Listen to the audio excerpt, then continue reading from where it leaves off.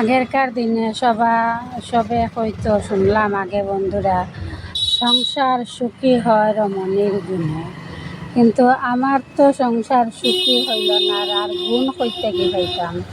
তো দেখো বন্ধুরা, খুব গরম পড়ছে এখন। গরমের মধ্যে তো পাতলা একটা চুড়িদার মানে কিনতাম আসলাম, এরপরে হয় না মানানি জানিতে আর কিনিয়া কিতা করতাম। তা গেলাম গিয়া দোকান থেকে কাপড় আনলাম, সুতির কাপড়। আর কাপড় আনিয়া দেখো খাটিয়া সেলাই করাত বই গেলাম গিয়া, বুঝছো বন্ধুরা। তো সেলাই করা শেষ হয়ে গেছে গিয়া, কমপ্লিট। তো দেখো আমি একটু লাগাই দিলাম, একটু শর্ট করে বানাইছি সুতির। তো কীরকম লাগলো বন্ধুরা দেখো তো।